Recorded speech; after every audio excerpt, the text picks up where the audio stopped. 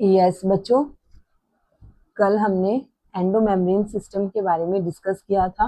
Endomembrane system में क्या होते हैं, आपकी endoplasmic reticulum, Golgi apparatus, lysosomes and vesicles आपस में कोऑर्डिनेट मैनर में वर्क करती हैं। ओके, तो इसी वजह से उनको हमने इस सिस्टम में रखा है जिसको हम बोलते हैं एंडोमेम्ब्रेन सिस्टम। ओके, आज हम पढ़ने वाले हैं माइटोकॉन्ड्रिया के बारे में। Let's start with me. Okay, इतना मैं आपको बता देती हूँ कि मैं आपको एक एक वर्ड का मीनिंग बताने वाली हूँ, बिकॉज आपकी एनसीईआरटी ना जस्ट आप सिर्फ इसको रीड कर लो तो इससे आपको नीट में या आपके सीबीएसई बोर्ड में अच्छे मार्क्स नहीं आने वाले। ओके, आपको रिक्वायरमेंट है कि आपके एनसीईआरटी का हर एक वर्ड का मीनिंग अच्छे से पता हो। ओके, क्योंकि यहाँ पे तो वो वर्ड लिख के छोड़ देते हैं, बट आपको उसके बारे में बहुत डीपली जाना है, आपको उसके बारे में अच्छे से पता होना चाहिए। एंड मैं अपनी साइड से ऑलवेज ये कोशिश करूंगी कि आपको हर एक चीज बहुत ज्यादा डीपली बताऊं। जितना ज्यादा आपको किसी चीज को अंडरस्टैंड करा सकती हूँ कंसेप्ट को, उतना ज्यादा अच्छे से कराऊं।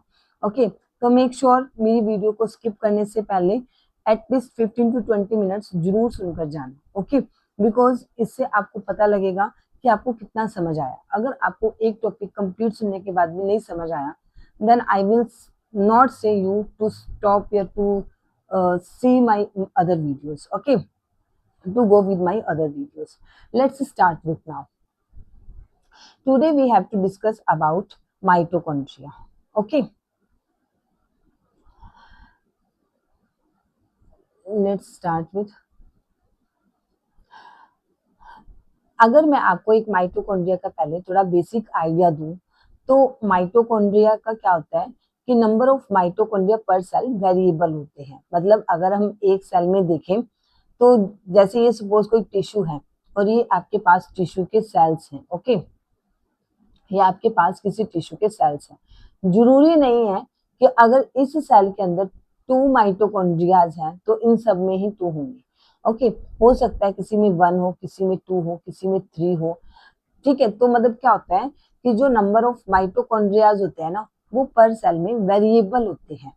और हम यहाँ पे बात किसी करें कि एक ऑर्गेनिज्म के अंदर भी, और एक ऑर्गेनिजम्स के सेल के अंदर भी जो नंबर ऑफ माइटोकॉन्ड्रिया होते हैं वो वेरिएबल होते हैं। ओके, हम मतलब कि स्पीसीज टू स्पीसीज बात नहीं कर रहे, हम सिर्फ एक ऑर्गेनिज्म के अंदर बात कर रहे हैं। ठीक है, जैसे आपकी बॉडी के सेल्स हैं, तो आपकी बॉडी के किसी सेल में हो सकता है नंबर ऑफ माइटोकॉन्ड्रिया ज्यादा हो as compared to other one. Okay, तो मतलब मैं इस मैटर में बात कर रही हूँ। नेक्स्ट इज, आपका जो माइटोकॉन्ड्रिया होता है ये एक डबल मेम्ब्रेन बाउंड स्ट्रक्चर होता है। इसमें भी आपके पास डबल मेम्ब्रेन होती है। डबल मेम्ब्रेन आपने किस किस में देखी है? आपके न्यूक्लियस में डबल मेम्ब्रेन होती है। ओके, आपके आप अभी पढ़ोगे क्लोरोप्लास्ट में डबल मेम्ब्रेन होती है, माइटोकॉन्ड्रिया में डबल मेम्ब्रेन होती है। ओके, ये सब आपके पास ऑर्गेनेल्स हैं जो डबल मेम्ब्रेन बाउंडेड होती है।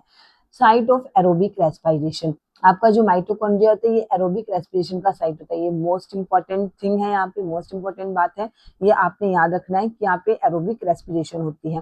Produce cellular energy in the form of ATP, ये आपकी एटीपी के फॉर्म में एनर्जी का फॉर्मेशन करता है, इसलिए हम इसको पावर हाउस ऑफ सेल भी बोलते हैं। एटीपी का फॉर्मेशन कर रहा है ना ये, तो इसको इसलिए हम पावर हाउस ऑफ सेल बोलते हैं।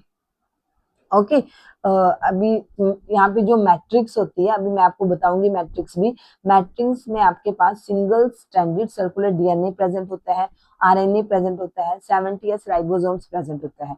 क्योंकि इन्होंने क्या करना है, जो आपके माइटोकॉन्ड्रिया होता है ना, ये एक सेमी ऑटोनोमस ऑर्गेनली होती है। इसने जो प्रोटीन्स की रिक्वायरमेंट होती है, हाफ ऑफ द प्रोटीन्स ये खुद अपने आप बनाता है। तो प्रोटीन्स की फॉर्मेशन करने के लिए, प्रोटीन्स को फॉर्म करने के लिए क्या क्या चाहिए होता है? सबसे पहले तो आपको राइबोसोम्स चाहिए, आरएनए चाहिए, मैसेंजर आरएनए चाहिए ना, आपको मैसेंजर आरएनए चाहिए, मैसेंजर आरएनए चाहिए, राइबोसोम्स चाहिए। ओके, ट्रांसफर आरएनए चाहिए। ओके, तो और आपको अमीनो एसिड्स वगैरह चाहिए होता है, तो ये सब इसके पास प्रेजेंट होता है। ओके, तभी हम इसको सेमी ऑटोनोमस ऑर्गेनली बोलते हैं, क्योंकि ये क्या होता है कि हाफ ऑफ द प्रोटीन्स की जो रिक्वायरमेंट होती है ये खुद ही बना सकता है। ओके, हाफ ऑफ द के लिए ये आपके न्यूक्लियस पे डिपेंड करता है, बट हाफ ऑफ द जो प्रोटीन्स होते हैं माइटोकॉन्ड्रिया खुद बनाता है। अब हम इसके बारे में आज से पढ़ते हैं। अगर हम सिर्फ एक सिंगल माइटोकॉन्ड्रिया की बात करते हैं तो हम उसको माइटोकॉन्ड्रिया नहीं, हम उसको माइटोकॉन्ड्रियन बोलते हैं। जब हम मोर देन वन माइटोकॉन्ड्रियन की बात करते हैं तो हम उसको माइटोकॉन्ड्रिया बोलते हैं। ओके, जब हम इसको मतलब ऐसे ही अपना माइक्रोस्कोप के अंडर कोशिश करते हैं इसको देखने की, तो ये हमें विजिबल नहीं होता क्योंकि इसका साइज जो होता है वो ज्यादा स्मॉल होता है। तो इसको माइक्रोस्कोप के अंदर देखने के लिए माइक्रोस्कोप से इसे विजिबल करने के लिए हमें इसमें स्टेनिंग करनी पड़ती है। स्टेनिंग क्या होती है, जैसे आपने देखा होगा ना कि जो व्हाइट ड्रेसेस वगैरह होती थी घरों पे, उनपे ना उजाला डालते थे, ठीक है ना, तो वो थोड़ा शाइन करने लग जाती थी। ऐसे ही जो आपकी ऑर्गेनलीज होती है ना, उनको भी स्टेन किया जाता है। जैसे उजाला भी एक टाइप का स्टेन होता है, ठीक है ना, तो ऐसे ही वो भी डाई होती है। उसको आप अपने स्पेसिमेन पे या अपने एक पर्टिकुलर ऑर्गेनलीज पे जब डालते हो तो उससे क्या होता है, आपकी ऑर्गेनलीज के बीच में कॉन्ट्रास्ट बढ़कर आता है, मतलब कि उसमें ज्यादा कॉन्ट्रास्ट हो जाता है, ठीक है। तो वो चीज आपको उसका इंटरनल व्यू अच्छे से नजर आता है अपने स्पेसिमेन का। ओके, मैंने आपकी अंडरस्टैंडिंग के लिए यहाँ पर एक दिखाया भी है स्पेसिमेन। ये देखो, आपको मैंने स्टेनिंग भी बताया। स्टेनिंग वैसे क्या है, स्टेनिंग एक टेक्निक होती है जो हम यूज करते हैं सेल में या सेल ऑर्गेनलीज के बीच में कॉन्ट्रास्ट इंक्रीज हो जाए, ठीक है। तो इससे क्या होता है, अगर हमें किसी भी सेल को या सेल ऑर्गेनली को माइक्रोस्कोप में देखना है तो वो हमें अच्छे से विजिबल होती है। ये स्टेनिंग की प्रोसेस है।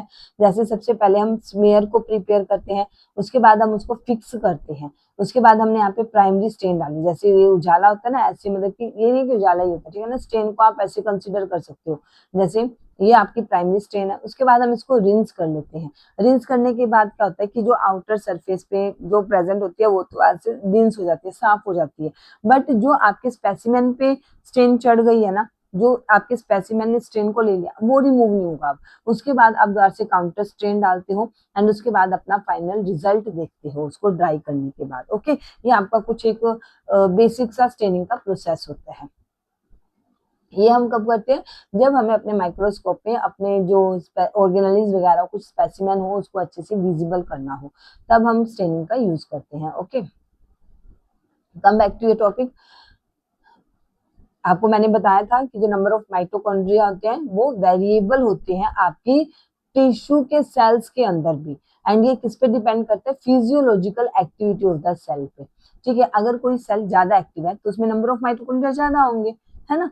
तो ये किस पे डिपेंड करता है, आपकी फिजियोलॉजिकल एक्टिविटी ऑफ सेल पे डिपेंड करता है। In terms of shape and size भी यहाँ पे बहुत ज्यादा वेरिएबिलिटी देखी गई है। वेरिएबिलिटी मतलब बहुत ज्यादा डिफरेंसेस देखे गए हैं। एक्चुअली इसकी जो शेप होती है वो सायुसिड शेप या सिलेंड्रिकल होती है। इसका डायमीटर 0.2 to 1 माइक्रोन होता है। एवरेज हम इसको 0.5 माइक्रोन मानते हैं। लेंथ 1 to 4.1 माइक्रोन होता है। एंड आपका जो माइटोकॉन्ड्रियन होता है ये डबल मेम्ब्रेन बाउंड स्ट्रक्चर होता है, ठीक है। यहाँ पे ना आपके पास डबल मेम्ब्रेन प्रेजेंट होती है। जैसे यहाँ पे आउटर मेम्ब्रेन दिखाई गई आपको, एक आपको ये इनर मेम्ब्रेन दिखाई गई है, ठीक है। मैं आपको इसको अलग अलग करके दिखा देती हूँ। यहाँ पे जैसे आपकी आउटर मेम्ब्रेन ये है, ठीक है, ये आपकी आउटर मेम्ब्रेन है। एक आपको यहाँ पे इनर मेम्ब्रेन दिखाई है, वो मैं अलग कलर से ड्रॉ कर देती हूँ आपके अंडरस्टैंडिंग के लिए। ये आपके यहाँ पे इनर मेम्ब्रेन दिखाई हुई है ना। ये आपके यहाँ पे ऐसे टू मेम्ब्रेन्स होती है। जो इनर मेम्ब्रेन होती है ना वो फोल्डेड फॉर्म में होती है, ऐसे फोल्ड होती है वो। एंड वो किसका फॉर्म करती है, जब वो फोल्ड होती है तो वो क्रिस्टे का फॉर्म करती है, क्रिस्टे का फॉर्म करती है, ठीक है। क्रिस्टे फॉर्म करती है। एंड इसके बीच में ना आपको एक यहाँ पे ये मटेरियल प्रेजेंट आ रहा है ना, ये अभी जो मैं कलर कर रही हूँ यहाँ पे, ठीक है। ये ग्रीन कलर का जो यहाँ पे दिखाया हुआ है ये आपका क्या है, मैट्रिक्स बोलते हैं हम इसको। क्या बोलते हैं हम इसको, मैट्रिक्स बोलते हैं इसको, ठीक है। ये सब यहाँ पे भी लिखा हुआ है। Membrane double membrane bound structure होती है with the outer membrane and the inner membrane. जो आपकी आउटर एंड इनर मेम्ब्रेन होती है वो इसके ल्यूमेन को डिवाइड कर देती है टू कंपार्टमेंट्स में। ओके, जो आउटर कंपार्टमेंट होता है ना एंड द इनर कंपार्टमेंट, ठीक है। जो आपका इनर कंपार्टमेंट होता है ये आपका फिल्ड रहता है एक डेंस होमोजीनस सब्सटेंस से। ये आपका जो इनर कंपार्टमेंट है ना, ये मैट्रिक्स जहाँ पे प्रेजेंट है, ये आपका इनर कंपार्टमेंट है। ये किससे फिल्ड रहता है, आपके एक डेंस मतलब कि गाढ़ी होमोजीनियस सब्सटेंस से भरा रहता है, जिसको हमने क्या बोला है, मैट्रिक्स। मैट्रिक्स बोला हमने इसको। एंड जो आपकी आउटर मेम्ब्रेन होती है, ये कॉन्टिन्यूअस लाइनिंग होती है आपकी सेल ऑर्गेनेली की, मतलब कि बस यहाँ तक आपकी सेल ऑर्गेनेल प्रेजेंट है और कुछ नहीं। The inner membrane forms a number of infoldings, जो आपकी इनर मेम्ब्रेन है यहाँ पे नंबर ऑफ इनफोल्डिंग्स होती है जिसको हम क्रिस्टे बोलते हैं, जो मैंने आपको दिखाई ना, ये आपकी इनर मेम्ब्रेन ने जब फोल्ड किया तब ये क्रिस्टे का फॉर्मेशन करती है। एंड किस साइड करती है, टुवर्ड द मैट्रिक्स, मैट्रिक्स के साइड करते हैं, मैट्रिक्स अंदर प्रेजेंट है, टुवर्ड्स द मैट्रिक्स करते हैं ये। The cristae increase the surface area, cristae का मेन वर्क क्या है, क्रिस्टे यहाँ पे सरफेस एरिया को इंक्रीज कर रहा है। अब सपोज करो कोई चीज ऐसे ऐसे ऐसे फोल्ड हुई है, अब ये कम सरफेस में आ गए, अभी इतने ज्यादा सरफेस में आ रहे, तो इससे क्या हो रहा है कि इसका सरफेस एरिया ये इंक्रीज करती है, ठीक है। The two membranes have their own specific enzymes associated with the mitochondrial function. And ये जो two membranes है ना, इनमें अपने अपने enzymes present होते हैं जो मतलब कि आपके माइटोकॉन्ड्रिया में functions perform करता है। जैसे ये enzyme outer membrane है, इस पे अपने enzymes present है, inner membrane पे और enzymes present है, ठीक है। तो जो ये enzymes होते हैं ये अपना अपना certain functions perform करते हैं माइटोकॉन्ड्रिया में। Mitochondria are the site of aerobic respiration, mitochondria आपकी एरोबिक रेस्पिरेशन की साइट भी है। एरोबिक रेस्पिरेशन क्या होता है, अब बहुत इंपॉर्टेंट पॉइंट है ये, जो बच्चे नहीं समझते इसको अच्छे से वो मतलब बस पढ़ गए कि हाँ एरोबिक रेस्पिरेशन है, पता उन्हें है नहीं कि क्या होता है एरोबिक रेस्पिरेशन, ठीक है। आपने जैसे फूड का इंटेक किया तो आपको पता है आपका फूड सबसे पहले कहा जाता है आपके डाइजेस्टिव सिस्टम में जाता है। आपको ये भी पता है कि जो आपकी स्मॉल इंटेस्टाइन होती है ना, जो भी आपने फूड का इंटेक किया था आफ्टर मतलब कि सब कुछ प्रोसेस्ड होने के बाद आपके फूड में जो हमारी मतलब कि जो हमारी बॉडी यूज कर सकती है उस फॉर्म में कन्वर्ट कर दिया जाता है। जैसे कार्बोहाइड्रेट्स बना लिए जाते हैं उससे, है ना, आपके फूड से क्या क्या क्या बना लिया जाता है, कार्बोहाइड्रेट्स, अमाइनो एसिड्स, फैट्स, ठीक है, ये सब जनरेट कर लिया जाता है। अब आपके आपके जो डाइजेस्टिव सिस्टम है उसमें सब कुछ प्रोसेसिंग होने के बाद आपके फूड के आपको सिर्फ कार्बोहाइड्रेट्स, अमाइनो एसिड्स, फैट्स वगैरह ये सब मिलता है, ठीक है। अब ये जो कार्बोहाइड्रेट्स है ये ब्लड वेसल्स से होता हुआ अब ये आपके यहाँ से ब्लड वेसल्स में एंट्री कर जाएगा, ब्लड वेसल्स से होता हुआ आपके सेल्स तक पहुंचता है जहाँ पे इसकी रिक्वायरमेंट रहती है। अब सेल्स में क्या होता है, पहले तो सेल के साइटोसोल में जो सेल का साइटोप्लाज्म होता है वहां पे आके 6 कार्बन ग्लूकोज को 3 कार्बन पाइरुवेट में कन्वर्ट किया जाता है, ओके।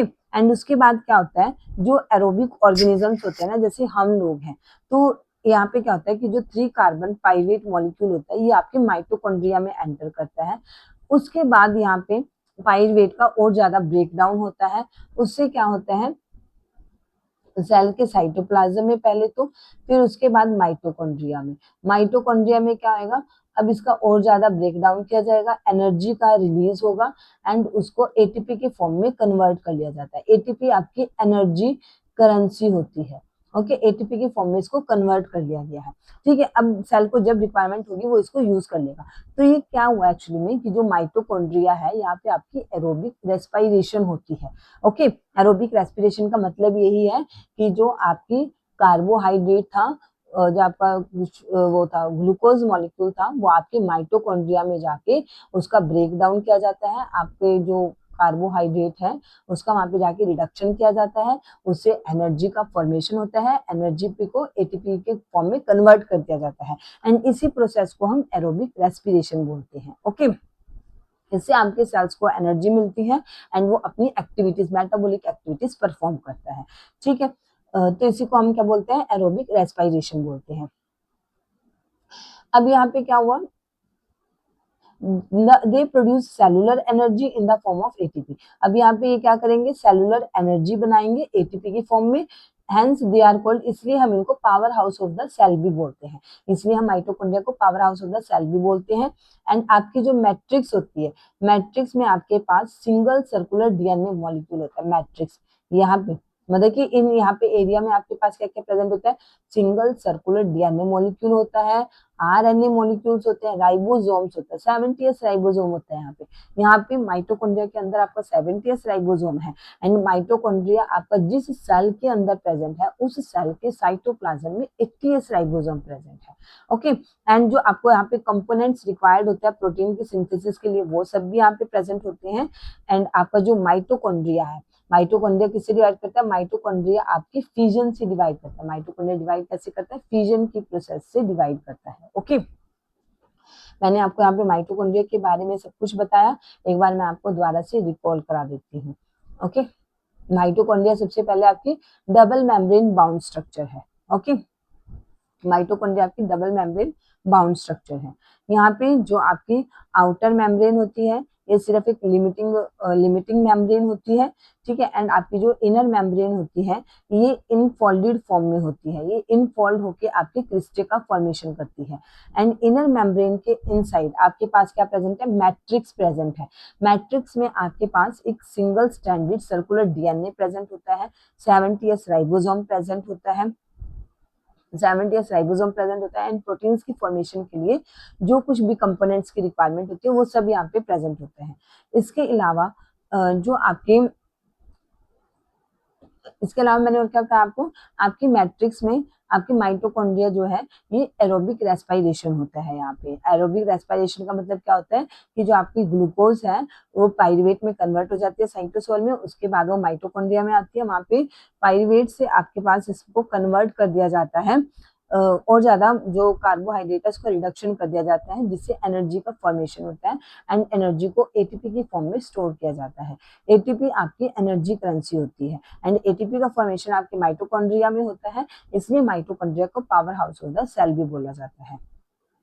ओके, मेन पॉइंट्स मैंने आपको दोबारा फिर रिपीट कर दिए, या आप अच्छे से एक बार दोबारा से गो थ्रू कर लेना। Okay, that's all about mitochondria. Next is our plastid. Plastids कहाँ प्रेजेंट होते हैं? आपके प्लांट सेल्स में होता है एंड यूग्लिनॉइड्स में होता है। प्लास्टिड्स कहाँ पे प्रेजेंट होते हैं? आपके प्लांट सेल्स में एंड यूग्लिनॉइड्स में। These are easily observed under the microscope as they are large। हमें जैसे इनका जो साइज है ना वो लार्ज साइज है, ठीक है, इसलिए हमें इनको ना स्ट्रेन करने की जरूरत नहीं है कि जिससे हमें अच्छे से विजिबल हो पाए, क्योंकि इनका साइज पहले ही लार्ज है, ये हम माइक्रोस्कोप में इजिली विजिबल होते हैं। Okay, they bear some specific pigments, इनमें कुछ स्पेसिफिक पिगमेंट्स प्रेजेंट होते हैं, thus imparting specific colors to the plant।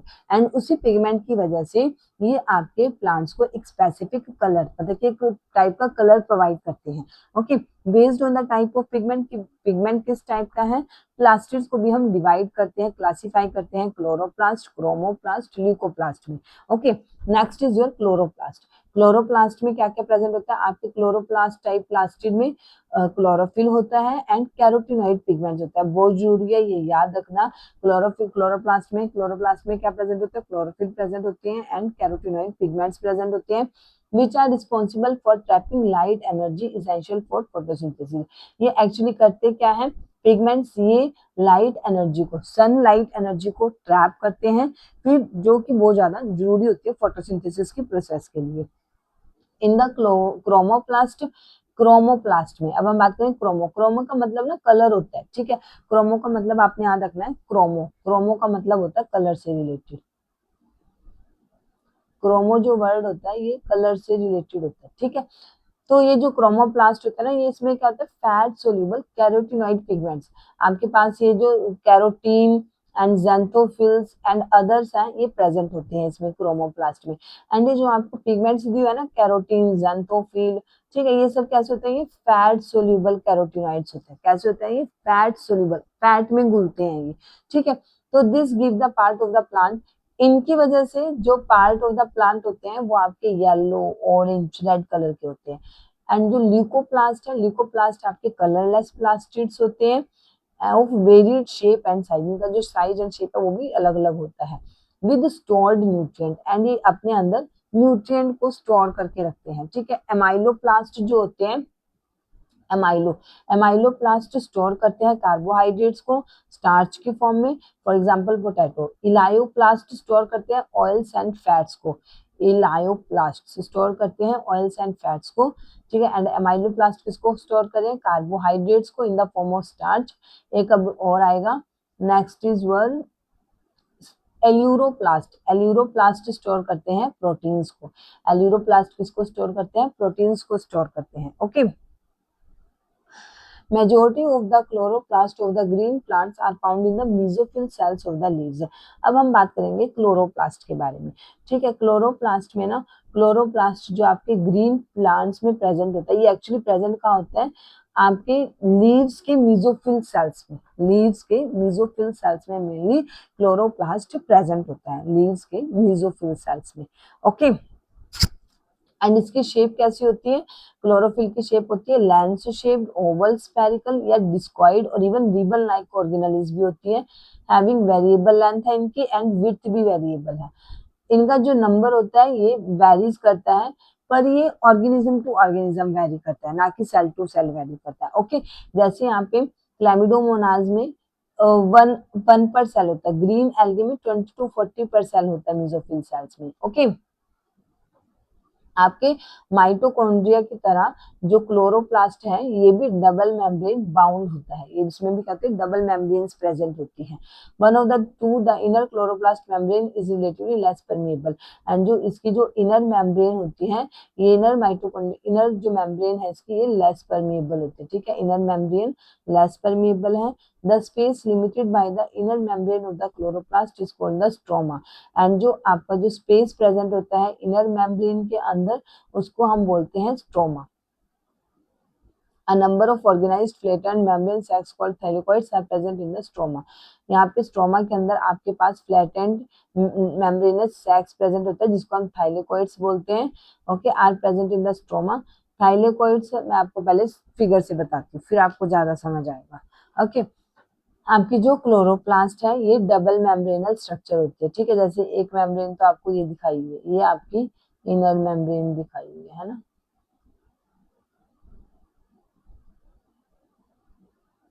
ये आपको इनर मेम्ब्रेन दिखाई है। एक इसमें आउटर मेम्ब्रेन प्रेजेंट होती है। ठीक है, एक इसमें कौन सी मेम्ब्रेन प्रेजेंट है, आउटर मेम्ब्रेन प्रेजेंट है। ठीक है, ये ऐसे इसमें आउटर मेम्ब्रेन प्रेजेंट होती है। इसका वैसे 3D फॉर्म में दिखाने की कोशिश की है ना, इसलिए आपको ऐसा लग रहा है। अब जो इनर मेम्ब्रेन होती है ना, इनर मेम्ब्रेन के अंदर जो, मतलब इनर मेम्ब्रेन के अंदर जो एरिया प्रेजेंट होता है इसको स्ट्रोमा बोलते हैं। ठीक है, क्या बोलते हैं हम इसको, स्ट्रोमा। ये है जो इतना,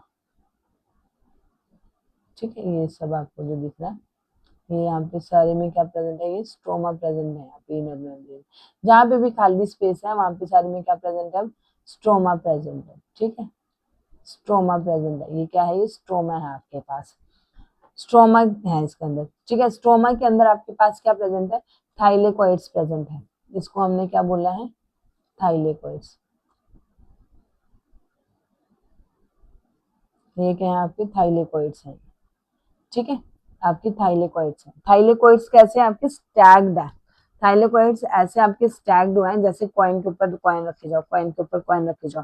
तो ये जब ये स्टैग्ड फॉर्म में प्रेजेंट हुए ना, ये ऐसे प्रेजेंट हुए जब ये, तो हमने इसको इन टोटल क्या बोल दिया, ग्रैना। इन्होंने क्या फॉर्मेशन किया, ग्रैना। मतलब जो ये एक अकेला है इसको तो हम बोल रहे हैं थाइलेकोइड। ठीक है, एंड जब ये स्टैग्ड हो गए ऐसे, तो हमने इसको क्या बोला, ग्रैना। ओके, एंड जो थाइलेकोइड के अंदर वाला पोर्शन होता है ना, उसको हम बोलते हैं, जो आपके थाइलेकोइड के अंदर वाला पोर्शन होता है उसको हम ल्यूमेन बोलते हैं। ठीक है ना, वो मैं भी आपको बताऊंगी, दोबारा फिर रिपीट करूंगी एक बार। ये आपके थाइलेकोइड्स हैं, जो सिंगल है थाइलेकोइड है, जब ये स्टैग्ड फॉर्म में आगे क्वाइंस के जैसे तो ग्रैना होंगे। अभी आपने एक चीज और नोटिस की होगी, यहाँ पे अभी ए ऐसे ना, यहाँ पे ये भी प्रेजेंट है, बीच में ट्यूबुलर स्ट्रक्चर प्रेजेंट है। यहाँ पे सेम कलर होगा ना तो पता नहीं चल रहा, यहाँ पे ऐसे आपके पास एक ट्यूबुलर स्ट्रक्चर्स भी प्रेजेंट है, जैसे ये है ना, यहाँ पे इनको आपस में कनेक्ट करने के लिए ट्यूबुलर स्ट्रक्चर्स प्रेजेंट है। इन ट्यूबुलर स्ट्रक्चर को क्या बोला गया, स्ट्रोमा लैमिले। क्या बोला गया इनको, स्ट्रोमा लैमिले। ओके, अब मैं आपको यहाँ पे दोबारा से बताती हूँ। क्लोरोप्लास्ट भी आपका डबल मेम्ब्रेन बाउंड है। Inner chloroplast membrane relatively less permeable होती है, मतलब कि बहुत कम लोगों को परमिट करते हैं, बहुत कम चीजों को परमिट करते हैं अपने अंदर आने के लिए। यहाँ पे जो space limited by the inner membrane of the chloroplast is called stroma. जो आपकी इनर मेम्ब्रेन के अंदर जो स्पेस है वो क्या है, आपका स्ट्रोमा है। ओके, यहाँ पे आपका स्ट्रोमा में अंदर क्या आपका number of organised flattened membranous sacs है, जिनको हमने थाइलेकोइड बोला। जैसे ये एक ड्रॉ कर दिया, ये थाइलेकोइड है। ये आपके क्या है, मेम्ब्रेन, नंबर ऑफ ऑर्गेनाइज्ड है, फ्लैटेंड है, फ्लैट है ना, ये मेम्ब्रेनस सैक्स है, ये मेम्ब्रेन से ये सैक बना हुआ है, इसको हमने थाइलेकोइड्स बोला है। ये प्रेजेंट होते हैं आपके स्ट्रोमा में। ठीक है, थाइलेकोइड्स जब अरेंज्ड होते हैं स्टैक्स में, जैसे कॉइन्स अरेंज्ड होता है, तो हम इसको क्या बोल देते हैं, ग्राना। एंड जो आपका integral thylakoids, in addition there are flat membranous tubules. ऐसे मतलब कि ग्राना को ना आपस में ऐसे ज्वाइंट करने के लिए, जैसे ये भी ग्राना है, ये भी ग्राना है, यहाँ पे इनको ना ऐसे आपस में ज्वाइंट करने के लिए जो यहाँ पे प्रेजेंट होता है, उसको हम बोलते हैं स्ट्रोमा लैमिले। स्ट्रोमा लैमिले क्या बोलते हैं हम उसको, स्ट्रोमा लैमिले। ये क्या है आपके पास, स्ट्रोमा, इसको हम स्ट्रोमा लैमिले बोलते हैं। ठीक है, ये कनेक्ट करते हैं आपके थाइलेकोइड्स ऑफ डिफरेंट ग्राना के, डिफरेंट ग्राना के थाइलेकोइड्स को आपस में कनेक्ट करता है। The membrane of the thylakoids enclose a space called the lumen. जो आपके थाइलेकोइड में जो स्पेस आ रहा है, जैसे ये थाइलेकोइड है, इसके बीच में जो स्पेस है ना, इसको हम क्या बोलते हैं, ल्यूमेन। क्या बोलते हैं हम इसको, ल्यूमेन बोलते हैं। The stroma of the chloroplast contain enzymes required for the synthesis of carbohydrates and proteins. And आपका जो ये स्ट्रोमा होता है क्लोरोप्लास्ट का, मतलब ये जो एरिया है, ठीक है, इसमें आपके पास एंजाइम्स प्रेजेंट होते हैं जो आपको रिक्वायर्ड रहते हैं कार्बोहाइड्रेट्स की फॉर्मेशन में एंड प्रोटीन्स की फॉर्मेशन में। इसमें आपके पास एक small double stranded circular DNA भी प्रेजेंट होते हैं, राइबोसोम्स भी प्रेजेंट होते हैं। Chlorophyll pigments are present in the thylakoids. And आपके जो ये थाइलेकोइड्स है ना, इन थाइलेकोइड्स के अंदर ही आपके पास क्लोरोफिल पिगमेंट प्रेजेंट होता है। The ribosome of the chloroplast are smaller. यहाँ पे भी जो आपके पास राइबोसोम्स प्रेजेंट होते हैं वो 70s टाइप के प्रेजेंट होते हैं देन द साइटोप्लाज्मिक राइबोसोम में। एंड आपका जो साइटोप्लाज्मिक राइबोसोम होता है वहां पे 80s प्रेजेंट होते हैं। देखो जैसे ये स्ट्रक्चर है, ठीक है, तो ये स्ट्रक्चर आपकी कहाँ प्रेजेंट होगी, सेल के अंदर प्रेजेंट है ना, प्लांट सेल के अंदर प्रेजेंट है आपका क्लोरोप्लास्ट भी। तो जो प्लांट सेल का साइटोप्लाज्म है, वहां पे आपके पास 80s राइबोसोम प्रेजेंट है। एंड आपका जो ये क्लोरोप्लास्ट है, क्लोरोप्लास्ट के जो आपके पास ये स्ट्रोमा है, यहाँ पे आपके पास 70s राइबोसोम्स प्रेजेंट होते हैं। ओके, अब हम आगे पढ़ने वाले हैं राइबोसोम्स के बारे में। राइबोसोम्स के बारे में वैसे आपको पीछे से बहुत कुछ समझ आ गया होगा, बट मैं एक बार दोबारा फिर बता देती हूँ। आपके जो राइबोसोम्स होते हैं ये मेम्ब्रेन लेस होते हैं, इन पे कोई मेम्ब्रेन नहीं होती। राइबोसोम्स आपके मेम्ब्रेन लेस होते हैं। एंड राइबोसोम्स हैं तो ये बने किससे होते हैं, ये आरएनए एंड प्रोटीन से बने होते हैं। ठीक है, इनका फॉर्मेशन किससे होता है, आरएनए एंड प्रोटीन से बने होते हैं। एंड इनको इनकी डिस्कवरी किसने की थी, जॉर्ज पैलिड ने की थी 1953 में। ठीक है, जो आपके राइबोसोम्स हैं ये ग्रैन्युलर स्ट्रक्चर्स हैं। सबसे पहले इलेक्ट्रॉन माइक्रोस्कोप में इसको ऑब्जर्व किया गया था एज अ डेंस पार्टिकल। किसने ऑब्जर्व किया था, जॉर्ज पैलिड ने। एंड ये किससे बने होते हैं, ये मतलब इसका जो कॉम्पोजिशन होता है वो क्या होता है, ribonucleic acid, RNA and proteins होता है। एंड इसमें कोई भी मेम्ब्रेन प्रेजेंट नहीं होती। ठीक है, ये जो आपका यूकैरियोटिक में राइबोसोम्स प्रेजेंट होता है वो 80s प्रेजेंट होता है। एंड जबकि प्रोकैरियोटिक में जो राइबोसोम्स होता है वो 70s प्रेजेंट होता है। 80 ईच राइबोसोम हैज 2 सबयूनिट, और हर एक राइबोसोम में 2 सबयूनिट्स होती हैं। ठीक है, 80s में होते हैं 60s एंड 40s। ये याद रखना, इनका ऐड 100 आता है ना कि 80 आता है। 70 वालों का ऐड 80 आता है, क्योंकि ये ना एक्चुअली ये नहीं बताते कि हाँ एस का मतलब ना यहाँ पे स्वेडबर्ग यूनिट है, जिसका मतलब है कि सेडिमेंटेशन कोफिशिएंट। ये इनका वेट वगैरह नहीं बता रहा, ठीक है, इसका सिर्फ सेडिमेंटेशन कोफिशिएंट है। द 2 सबयूनिट्स ऑफ 80s कौन कौन से, 60s एंड 40s है। ऐसी आपकी स्वेडबर्ग यूनिट है जिसका मतलब होता है सेडिमेंटेशन कोफिशिएंट। ठीक है, ये इनडायरेक्टली मेजर होता है इसकी डेंसिटी एंड साइज का। And 70s and 80 ribosome composed of 2 subunits, दोनों में 2 सबयूनिट्स प्रेजेंट होते हैं। अब अगर मैं आपको पूछूं कि जो यूकैरियोटिक ऑर्गेनिजम्स होते हैं क्या उसमें भी 70s राइबोसोम प्रेजेंट होते हैं, what will be your answer. आप अपनी वीडियो को पॉज करो और मुझे कमेंट बॉक्स में बताओ कि आप मतलब क्या सपोज कर रहे हो इस टाइम। ओके, क्योंकि द आंसर लाइन इज कि आपका जो यूकैरियोटिक ऑर्गेनिजम्स होता है उसमें भी 70s राइबोसोम प्रेजेंट होता है। बट 70s राइबोसोम प्रेजेंट किस में होता है? 70s राइबोसोम आपका एक तो प्रोकैरियोट्स में प्रेजेंट होता है, नेक्स्ट इज योर माइटोकॉन्ड्रिया में प्रेजेंट होता है, मैंने भी आपको बताया, क्लोरोप्लास्ट में प्रेजेंट होता है।